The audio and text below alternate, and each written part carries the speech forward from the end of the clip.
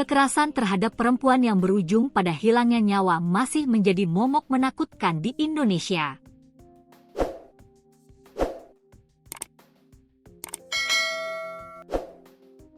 Fenomena ini seringkali dipicu oleh ketimpangan relasi antara laki-laki dan perempuan yang membuat posisi perempuan menjadi sangat lemah. Kematian akibat kekerasan ini bukan sekadar berita duka, melainkan bukti nyata bahwa ruang aman bagi perempuan masih sangat minim. Pada Selasa, 10 Maret 2026, lalu, perempuan bernama Sopiah, 22, ditemukan tewas di jurang kawasan Liku 9 Jalan Lintas Gunung Kepahiang, Bengkulu. Korban merupakan perantau asal desa Sungai Pinang, Musirawas, Sumatera Selatan. Setelah ditelusuri, korban meninggal dalam keadaan hamil tua dan bayinya turut tewas. Hingga kini, pelaku pembunuhan belum terungkap. Penyidik menemukan luka bekas benturan benda tumpul di kepala korban.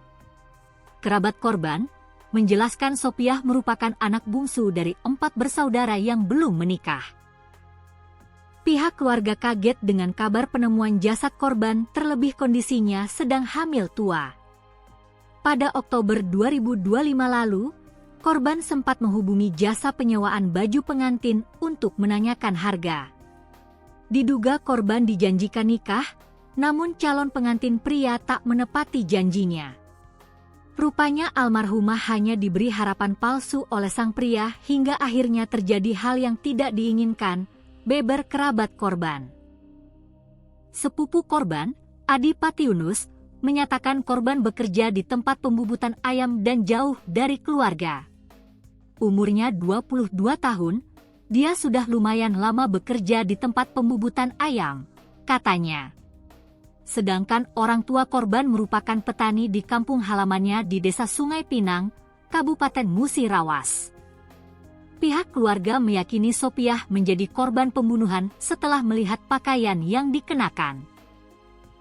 Kalau autopsi kita masih menunggu itu 15 hari lagi, tapi dari analisa mengarah pada adanya kekerasan di sekitar kepala, ujarnya.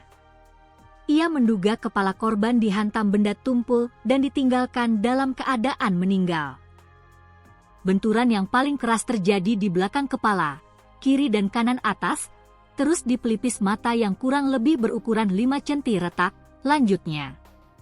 Kasat Reskrim Polres Kepahiang, Ibtu Bintang Yuda Gama, menerangkan identitas korban terungkap setelah ada laporan orang hilang di Desa Sungai Pinang, Musirawas, Sumatera Selatan. Kita yakin dari pakaian dan dibuktikan dengan hasil sidik jari tadi, tuturnya. Proses penyelidikan masih berjalan untuk mengungkap penyebab kematian korban dan pelaku pembunuhan.